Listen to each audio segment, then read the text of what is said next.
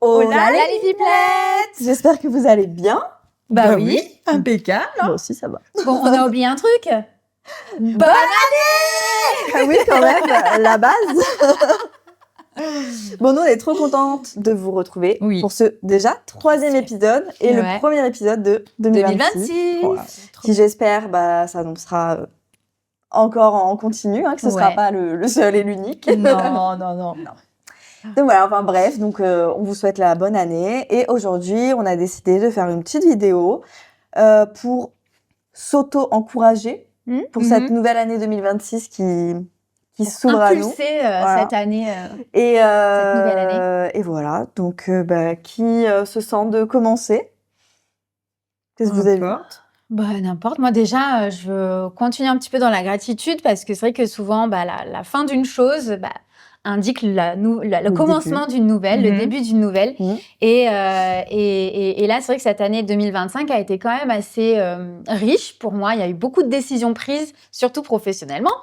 Il y a eu un gros changement, mais comme on a dit, je pense que ce sera un des prochains pipelettes. On parlera de l'aspect professionnel dans nos vies. Et c'est vrai que là, voilà, 2026, ça va être dans cette continuité. Je pense que ça va être un peu le fruit des décisions prises en 2025.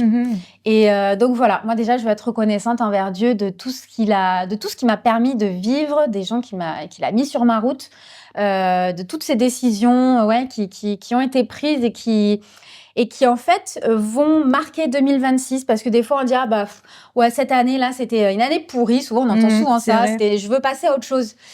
En fait, je pense que c'est une continuité. La plupart du temps, c'est quand même une continuité. Et c'est vrai que si t'as pas été satisfait de ton année précédente, oui, il faut se dire que l'année prochaine sera différente. Faut y croire, faut proclamer. Mais malheureusement, ce qui s'est passé en 2025, par exemple, pour parler de cette année-là, aura des répercussions sur l'année qui suit. En tout cas, moi, je vois que c'est ce qui se passe, que ce soit positif ou négatif. Mais voilà, rien n'est irréversible. Oui. Ah, pardon. Vas-y, non. Parce qu'en fait, l'image que j'avais, c'était vraiment, pendant que tu parlais d'un paysan, en fait. Souvent, on parle de... T'avais ça ? On sème. Et en fait, quand on fait notre potager, souvent on est impatient. On attend. Voilà. On a mis les graines et on attend. Et en fait, des fois, l'année, c'est un peu ça. En fait, c'est cette semence qui a été mise et on attend. Beaucoup de travail. Ou le travail, c'est ça, exactement. Et en fait, le temps que ça pousse, et de se dire que c'est pas du temps perdu et du temps pour rien. C'est ça. Parce que, peut-être que là, t'as planté tes graines. Que ton année, tu l'as vue pourrie parce que t'as pas vu de fruits, mais que du coup, te dire que oui, mais t'as quand même fait des choses, t'as travaillé et que 2026, ça va fleurir, ton jardin. C'est ça, exactement. C'est beau, t'as une belle image. Je te jure. C'est parce que je pense que la manière dont elle l'a dit, ça fait penser à ça. C'est vrai. Donc si ça peut vous encourager, soyez des paysans et des paysannes. C'est ça. Au service de Dieu. Bien sûr, toujours. Paysan breton, pardon. Ça c'est un petit clin d'œil au jeu de mots. C'est ça, de coco. Je dirais pas pourri, mais de coco. Donc voilà, non, moi je dois dire, faut pas négliger, pas négliger. Je pense que c'est important. On peut avoir une image sur ce qu'on a fait, sur ce qui s'est passé, et dire j'ai pas de fruits, il y a pas de fruits, il y a pas eu de fruits, j'ai pas eu de bénédiction, ça a été très compliqué, et c'est possible, que c'était une année peut-être dans la maladie, dans les difficultés financières, plein de choses comme ça. Mais au final, si Dieu était là, il va vraiment transformer en bien les situations et ce par quoi vous êtes passé ou on peut passer. Il faut vraiment croire que Dieu va utiliser ces choses pour faire fleurir dans 2026. Donc voilà, moi je suis reconnaissante parce que j'ai pas forcément de points négatifs, donc merci Seigneur. Mais c'est vrai que je suis quelqu'un qui est beaucoup dans l'action et c'est vrai que tout au long de cette année 2025, avec mon mari, on s'est mis plein de défis, de challenges, de dire ça on veut changer, et on a été à l'initiative de beaucoup de changements. De gros changements, mais qui ont fait que j'ai pu aussi basculer dans l'épanouissement. C'est pas toujours confortable, mais de situations inconfortables vient souvent aussi la bénédiction par la suite. Oui, puis ça a été aussi un moment un peu flou parce qu'à un moment donné, t'as pris une décision, mais tu savais pas non plus quoi. Et en fin de compte, tout s'est mis en place hyper rapidement. Ouais, c'est clair. Et c'est vrai que moi, ça a fait la même chose. Parce que, bon, moi, du coup, ça a été en 2024. Donc, quand je suis tombée enceinte de mon fils, parce que j'ai appris le 5 janvier 2024 que j'étais enceinte. Donc, pour le coup, le début de l'année, j'ai été arrêtée direct. Genre, on m'a dit, merci madame, au revoir, vous restez chez vous, assis sur votre canapé et vous faites plus rien. Donc, c'est vrai que ça a été très dur pour moi qui suis un peu hyper active. Ça se voit pas peut-être comme ça, mais voilà. Bref, je me disperse. Et en fait, du coup, y a eu en plus le début de la vague de licenciement économique dans notre travail, parce qu'on travaillait à l'époque ensemble avec Cécile. On a eu cette chance-là. Ouais, carrément. Ouais. Et bref, et en fait, du coup, je me suis dit, vu que je suis enceinte, tout ça, j'ai fait mon bilan de compétences. Enfin, j'en ai profité, justement pour faire des choses vu que j'étais à la maison, sans rester les bras croisés. Et puis parce que, je me suis dit, est-ce que moi aussi, licenciement économique, je vais avoir le droit? Donc, ça va être aussi un temps. En fait, j'ai essayé au lieu de me mettre dans un mood négatif, de me dire, bon, ok, je suis à la maison, qu'est-ce que je vais pouvoir faire? Du coup, j'ai pris du temps pour moi, pour réfléchir, qu'est-ce que j'avais envie de faire. J'ai fait ce fameux bilan de compétences qui m'a, en fait, oui, en fait, je savais ce que j'avais envie, mais c'est vrai que le bilan de compétences m'a aidé à me dire oui. Ça a confirmé. Voilà, ça a confirmé. Voilà, exactement. Et donc, c'est vrai que ça a été que des trucs du coup, c'était long. Vraiment, mon année 2024 a été très longue parce que du coup, j'ai accouché en septembre. Donc, vraiment 9 mois à la maison, seule. Bon, après, à m'occuper aussi de ma fille, donc, qui était petite à l'époque. Elle avait même pas 2 ans. Donc, c'était sport. Ouais, c'est ça. Voilà. Aussi, une grosse pause à l'église qui m'a fait mal. Parce qu'en fait, j'étais toute seule à la maison. Parce que Charlie était quand même gardé par sa nounou. Moi, j'étais seule à la maison. Pas avoir non plus le week-end d'aller à l'église, parce que c'est pareil. C'est le week-end, j'avais pas une permission de sortir. Voilà. Donc c'est vrai que ça a été très long. Et ensuite, 2025, j'ai eu quand même mon licenciement économique. Ça a été, du coup, en fait, ça s'est très bien embriqué, alors que pourtant, je le voulais avant et tout. Et en fait, je me dis, mais merci Seigneur qu'il soit arrivé à ce moment-là. Donc parfois, il y a des choses qu'on se dit, oui, je veux maintenant, machin et tout. Et en fait, Dieu, il dit, c'est ça. Mais pourquoi? Et là, en fait, maintenant, je me dis, ok, bon, très bien, parce que sinon, voilà, il y a des choses que j'aurais pas pu mettre en place. Donc, déjà, voilà, ce temps d'attente, comme je dis, parfois, quand on est dedans, c'est dur, mais derrière, 2025, il y a tout qui s'est accéléré, quoi. Il y a tout qui s'est mis en place. J'ai fait ma formation. J'ai eu un nouveau travail. Mes enfants, du coup, Charlie est rentré aussi à l'école. Donc, voilà, il y a eu entre-temps. Donc, il y a eu beaucoup de choses. Et voilà, pour dire, 2024, j'ai galéré, mais voilà, pour le coup, j'ai semé. J'ai semé, voilà. Et c'est vrai que 2025 s'est accéléré. Bon, même s'il y a eu aussi beaucoup de déceptions en 2025. Mais je me dis, ça monte crescendo parce que, en fait, j'essaye de pas me laisser aller, en fait.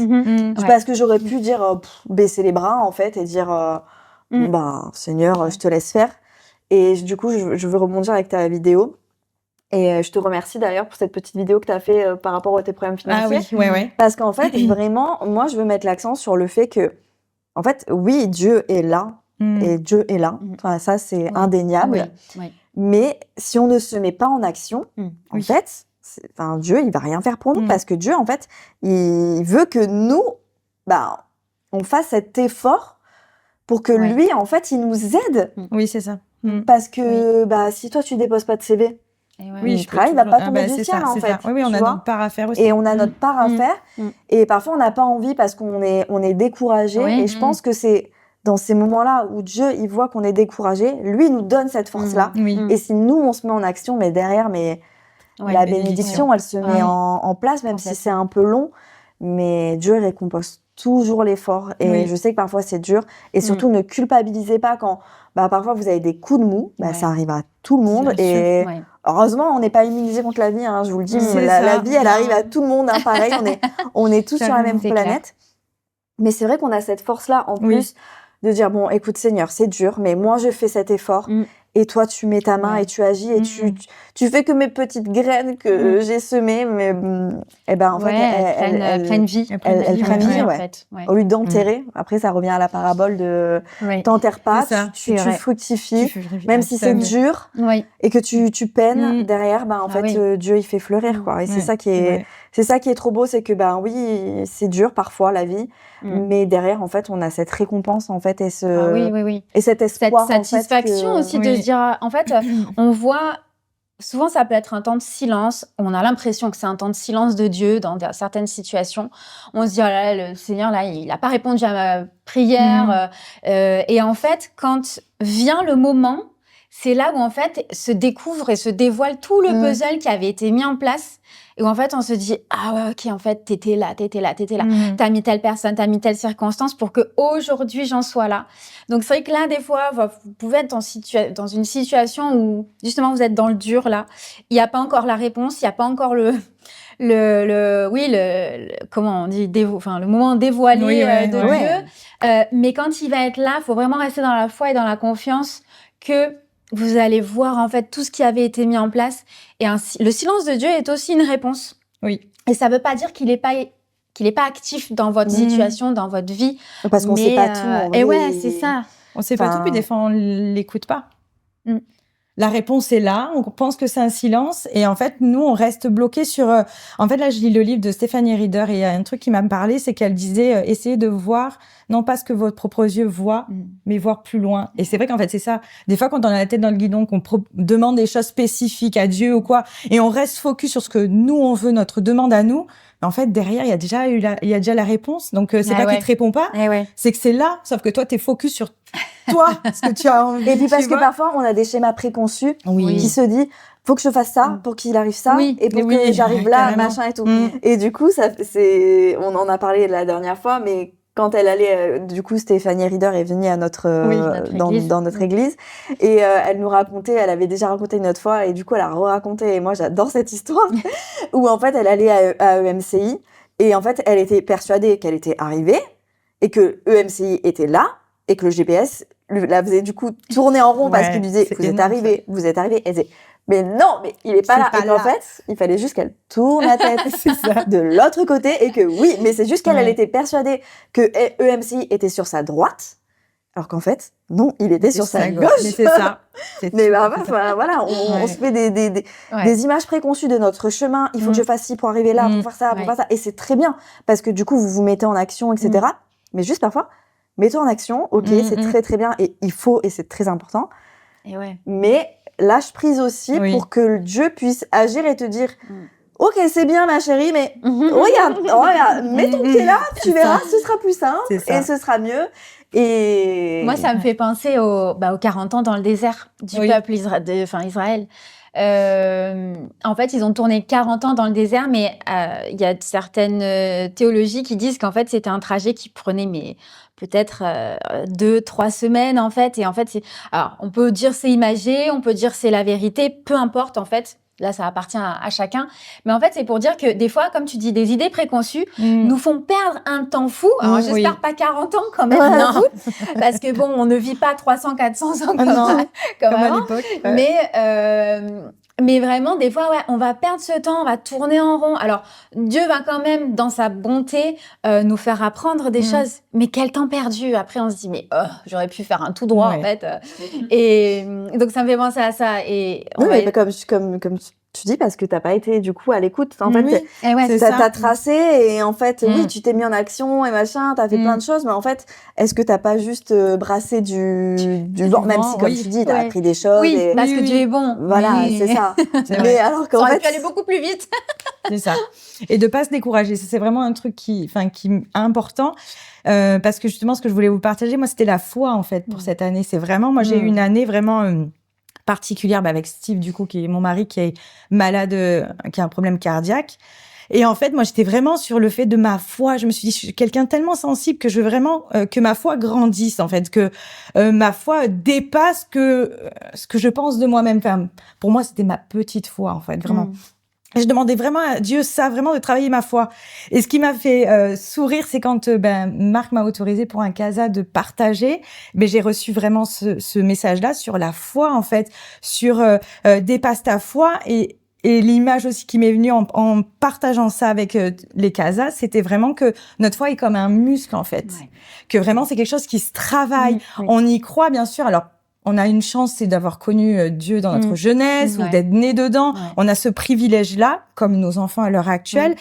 Mais c'est pas un acquis. C'est-à-dire, elle est là, mais à un moment donné, il faut que nous aussi, par ces épreuves qu'on passe, par le fait de ces moments où ces flottements, où ces silences qu'on appelle nous les petits silences de Dieu où on attend, notre foi aussi est en marche. Elle attend en fait, elle attend d'être travaillée, d'y croire. Et moi vraiment, moi je partage ça parce que je suis quelqu'un de très sensible et je me suis dit avec l'épreuve de Steve que j'avais. Je me suis dit, mais moi, ça va me tomber dessus, mais je vais m'effondrer. Enfin, si j'ai un malheur, c'est ce que je pensais au début, si j'ai un malheur important dans ma famille, mais comment je vais faire? Et en fait, pas du tout. J'ai tellement voulu que ma foi se mette en place. Et là, je me suis dit, là, Seigneur, peut-être que je t'entendrai pas à des moments, peut-être que là, je t'entends pas, j'ai pas la réponse de suite de ce qui va se passer pour mon époux et pour ma famille. Mais par contre, moi, j'y crois à fond, quoi. Et du coup, ma foi a complètement changé et j'avais l'impression d'être une petite fille, d'être devenue femme vraiment dans ma foi. Enfin, ça a été vraiment particulier, quoi. Cette année, ça a été ça. Donc, du coup, hop, je me retiens. La langue. Donnez-lui de l'air. Elle m'a donné l'astuce, Alex, c'est formidable. C'est la langue sur les dents, là. Et hop, ça passe. Alors.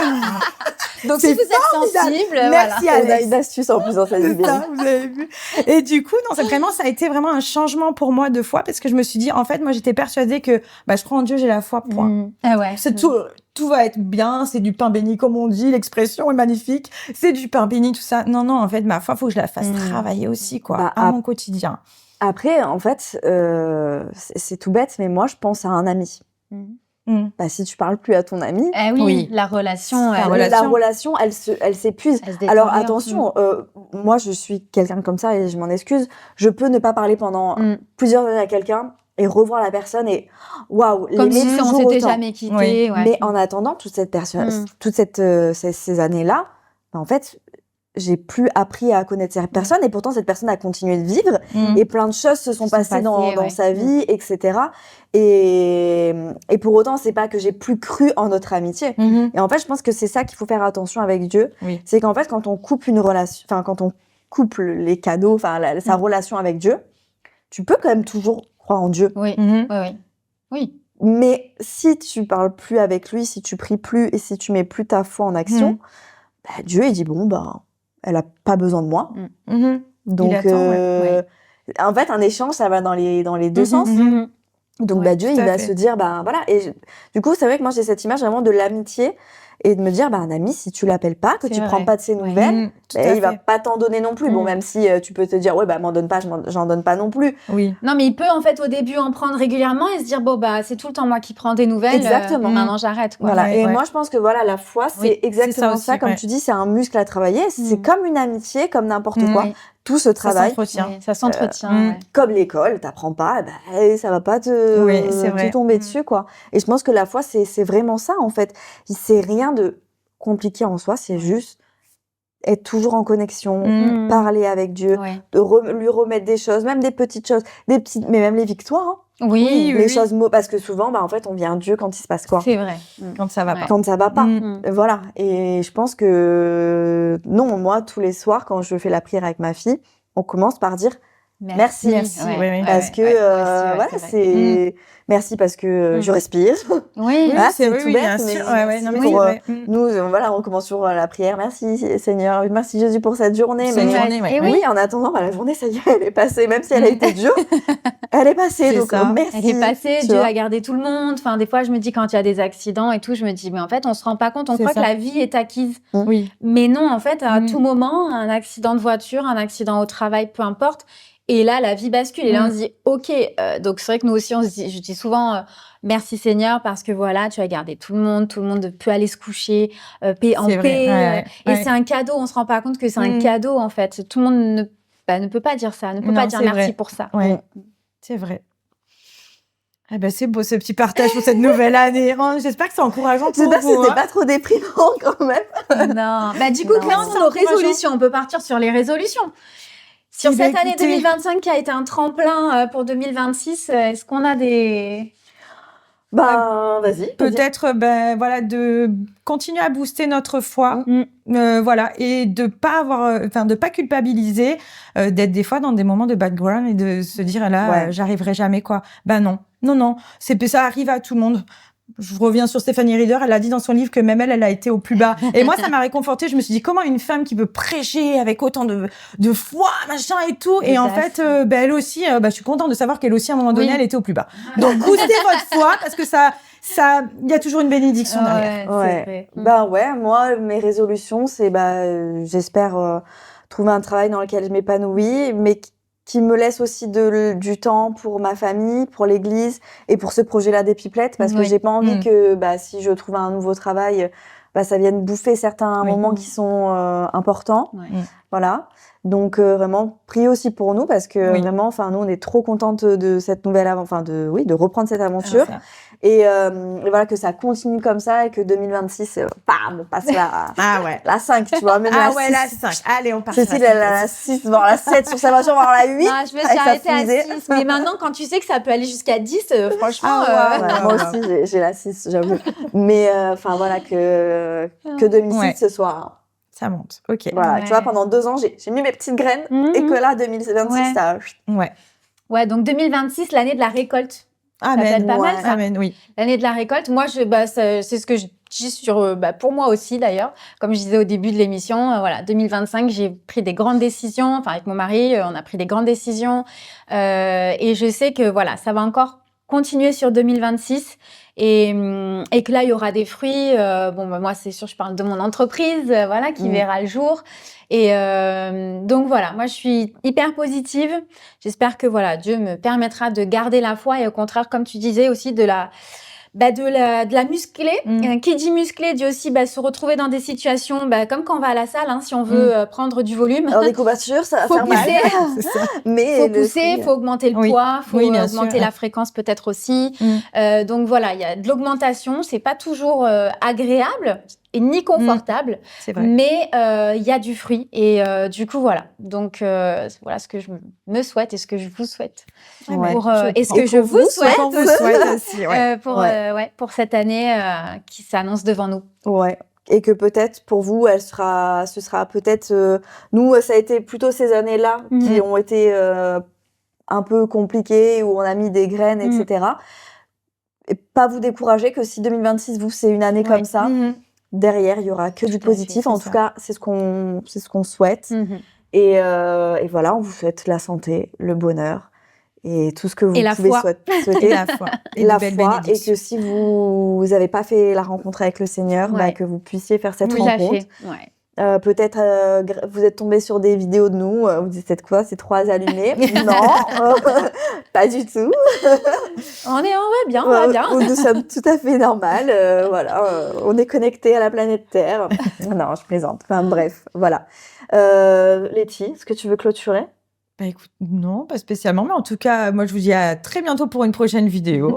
Allez, on s'arrête là. On vous dit à très bientôt. À bientôt. Prenez soin de vous et soyez bénis. Bonne année. Bonne année.